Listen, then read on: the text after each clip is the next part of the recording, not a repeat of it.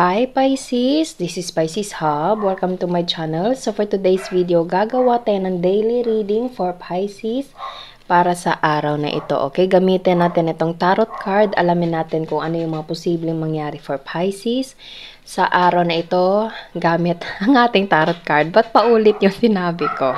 Okay?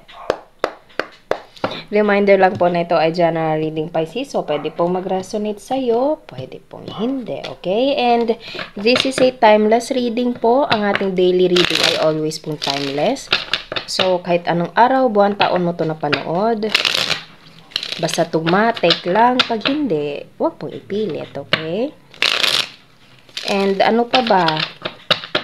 Welcome po ang lahat ng gender, babae, lalaki, LGBT, ay pwede po sa feminine or masculine cards. Kung kanino mag-resonate, take lang, okay? So, ano po yung mga posibleng mangyari for Pisces sa araw na napanood niya to? Ang gabay, mensahe. Wow! Ace of Cups, Ace of Love, Ace of Happiness, Ace of Good News, Ace of Fulfillments, okay? Nag-uumapaw, siksik-liglig at nag-uumapaw na kasiyahan, Pisces, okay? So, sobrang, pwede din there's a new love, okay? Basta merong genuine, totoo, punong-puno ng pagmamahal. Wow! And pwedeng nanggaling ito kay Queen of Cups or pwedeng ikaw si Queen of Cups, Pisces. Mahahawakan mo na itong sobrang kasiyahan, totoong pagmamahal, the love that you deserve, the happiness that you deserve, Pisces. Okay? And you will feel so emotionally fulfillment sa cup na ito. Okay, nakikita nyo, sa laki ng cup na ito, Pisces, ito yung hawak mo. Ikumpara mo sa kamay mo yung cup na ito. Okay, which is binigay ng ating Panginoon, ng ating universe, ng angel mo, or kung kanino ka man na naniniwala po. Okay, kumpara nyo po yan. Ganito kalaki, yung mahahawakan mo, ganito siya kalaki, Pisces. Okay, so you will feel so much love, so much happiness in this situation. Okay, and also pwede nyo dealing with another water sign, Pisces, Cancer, Scorpio po. Okay, so there's a new beginning. Sobrang magiging masaya ka sa panibagong yugto ng buhay mo, Pisces. Okay, kahit ano man ito, basta itong the Fool kasi is all about new beginning, new experience, new journey. Okay, bagong landas, bagong kumbaga daan na tatahakin mo, Pisces. And yung daanan na iyon is sobrang liwanag, which is happiness, which is magaan. Okay, hindi siya mabigat, hindi siya yung dark na pathway, kundi ito yung parang magaan, maliwanag. You will enjoy, you will feel so happy in this journey, Pisces. Okay, so you deserve this. You really deserve this. Sa lahat ng mga pinagdaanan mo, sa mga reading natin, Pisces, sa mga comments niyo po, sa araw-araw nating reading, deserve niyo pong maging masaya, Pisces. Deserve niyo po na maging masaya. And regarding talking about kasiyahan, marami kang mga pinagdaanan. And wag mong isipin, wag mo nang tingnan, wag ka nang mag-stay doon sa nakaraan, Pisces. Okay? It's okay na tumingin, tingnan, anong tawag nun sa ibang Tagalog pa na word, okay? Basta tingnan mo lang yung nakaraan, pero kailangan mong mag-move forward, Pisces, kasi merong panibagong daan na nakalaan para sa'yo. Okay? Although hindi mo to alam, nakikita nyo para siyang cliff, pero ano siya, just go with the flow. Kung saan siya dadalhin, doon siya, okay? Hindi siya takot, okay? So you have to move forward sa kung ano man yung nandito, Pisces, and meron darating for you na ikakasaya mo. Pwedeng ito ay sa love, pwedeng ito ay sa regarding with new workplace, okay, or people na around mo na magbibigay sa'yo ng totoong pagmamahal, ng totoong kasiyahan, okay? Pero Pisces, wag mong ibigay yung power sa ibang tao para sumaya ka. Okay? You have to make yourself happy.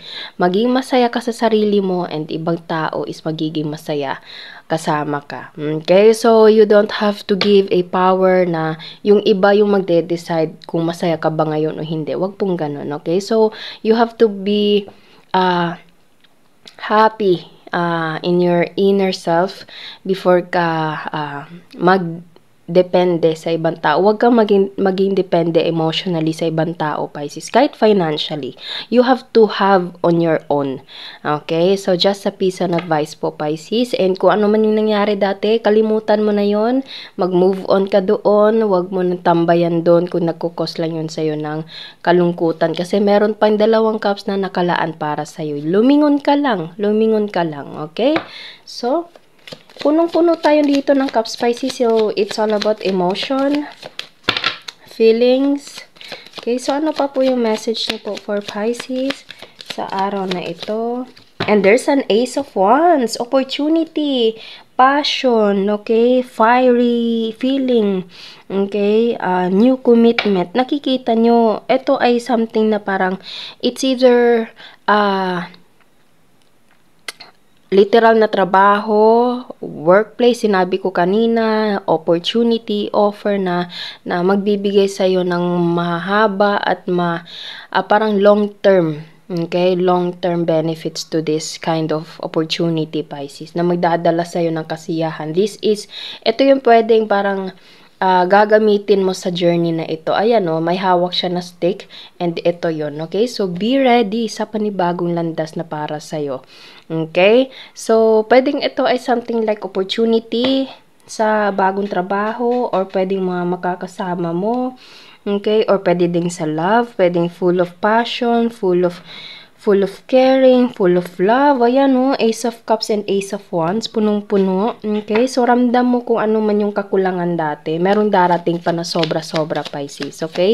Pero again, you don't have to be dependent to other people para maging masaya ka. You have to be happy by your own and then magiging masaya ka din sa ibang tao, okay? Pero make sure na masaya ka din sa sarili mo, Pisces, okay? So, ano pa po yung message nyo po for Pisces sa araw na ito?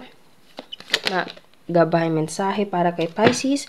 King of Swords, this person, there's a 2 energies right here. It's either ikaw to, Pisces, or ikaw to. Nasa sayo po yan kung kanino man dyan, okay? Basta itong si King of Swords, this person is something like decisive, authority, okay, boss, pwede din, or something like parang kung ano yung napagdesisyonan, gagawin niya, or meron siyang i-demand sa'yo na gawin mo ito, pwede pong ganon. Pwedeng ito yung magbibigay sa'yo ng trabaho, na maglalaan sa'yo ng panibagong journey and ikakasaya mo, Pisces. Okay, although meron kang mamimiss, pero kailangan mo tong gawin para magkaroon ka ng para sa sarili mo po, okay? Or pwedeng you're dealing with someone na parang magagawa ng decision towards you and this person will try to reach out to you, okay? And pwedeng namimiss ka niya, pwede din pong ganon, okay? Pwedeng there is someone na magre-reach out sa'yo, ibibigay, ipaparamdam sa'yo yung passion na ito. Although this person parang namimiss ka niya, pero this person will try to reach out, will take a leap of faith towards you and ibibigay itong Ace of Cups. Pwede din pong ganun, okay? So, kahit kanino man ito mag-resonate, basta there is someone na King of Wands na pwedeng nanggaling itong Ace of Wands sa kanya. Okay? So, pwedeng ito ay sa love, pwede din sa opportunity, sa trabaho po. Okay? So, ano pa po? And Wheel of Fortune. Kung araw-araw po kayo nanonood sa ating reading, always ko po sinasabi na this is the luckiest card sa ating tarot deck. Okay? Marami naman yung magagandang cards dito. Pero pag ito lumabas, ibig sabihin, this is the lucky card in tarot deck, Pisces. Okay? So, everything will change into better. Magiging masaya. Kung nandito ka man, kagaya nito, nandito ka sa baba, iikot ka ganyan dito ka sa taas, okay? And it will take you a new chapter, new beginning, new journey for you, okay? So, you don't have to parang tambayan kung ano man yung napagdaanan mo dati, Pisces, okay? And mag-move forward and be happy by your own, and then darating yung mga araw, darating yung mga tao, darating yung mga opportunity na nakalaan sa'yo. Kasi always ko pong sinasabi, Pisces, pag para sa'yo, okay? Walang makakaagaw doon, Pisces. Pag ang ibinigay na opportunity, blessing ng ating Panginoon ay para sa'yo palaga. And pwedeng ito ay merong connection din sa trabaho. Pwedeng Pwede merong tatlong taong involved dito, dalawang masculine, isang feminine. Or kung hindi naman, pwedeng ito ay something like, pwedeng ikaw din to, Pisces, ano? From this one to this one, okay? From something na parang naninibago, bagong journey, bagong daan, bagong opportunity, nangangapa, okay? Pero alam mo, ramdam mo na malaki itong tulong sa buhay mo to change into better. And this is the King of Pentacles, King of money, okay? So, pera, financial upgrade, okay? So, there's a big change in your life, Pisces, ano? So, wow, be ready. It will make you feel full of emotions, full of happiness, and there's something na upgrade sa buhay also, okay? And yes, meron takot, meron pangamba, normal lang po yung makaramdam ng ganoon, okay? Pero surrender everything to God. Darating yung kung saan ka nakalaan, doon ka, Pisces. Pero at the same time, gawin mo yung part mo po, okay? Kumbaga, nasa Diyos ang hawa, nasa tao ang gawa, Pisces, ano? So, kung meron mang binigay sa'yo na opportunity, pwedeng ibinigay na bagong love sa'yo, or kung ano man ito, pahalagahan mo ito, i-ano mo to, parang i-surrender mo sa ating Panginoon na naway maging maganda yung outcome. Siya na po bahala. Ganun po, okay? Wag niyo pong damdamin. Kumbaga, be kind to yourself, Pisces. Ayun, be kind to yourself, okay? Kasi unang-una mong mahalin yung sarili mo. And pag mahal mo na yung sarili mo, lahat ng mga bagay na nakalaan sa'yo darating in God's perfect time. Okay? Wag mangamba, wag matakot, okay? Just be happy, Pisces, kasi darating yung para sa'yo. Okay? Bottom of the deck is Seven of madalas meron tayo ditong tatlong fire sign, Aries, Leo, Sagittarius. Meron tayo ditong masculine na air sign, Gemini, Libra, Aquarius, and earth sign, Taurus, Virgo, Capricorn. Pero meron din tayo ditong water sign, Pisces, Cancer, Scorpio. Okay, so you have to overcome your fears, Pisces, lalo na sa Seven of Wands natin dito. You have to overcome your fears, you have to overcome your past traumas. Nakikita nyo yan, no? Naka-bandage pa yung ulo niya, okay? Tapos napalibutan siya dito sa mga wands, okay? So, ang dami mong mga napagdaanan and pwedeng ito yon, okay? So, you have to overcome, you have to, parang tanggalin mo to para maging makalakad ka, okay? Malakaran mo itong panibagong journey na ito. Maka-move forward ka, Pisces, okay? So, good luck and surrender everything to God, Pisces. Kasi darating yung araw na darating yung mga blessings na nakalaan para sa'yo. Okay? So, kuha tayo ng mga initials, random words, kung sino o yung mga taong involved dito or mga random words na posibleng konektado sa ating reading for Pisces. Okay, so meron tayo ditong connection, chat, text, tawag, abroad. Pwede din merong connection sa abroad. Pets. Tapos meron pa ditong letter J, X, E, and then O, and C.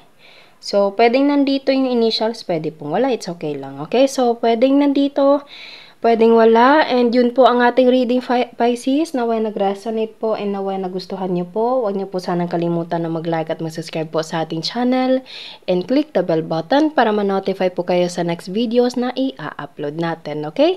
So, thank you, Pisces, and God bless!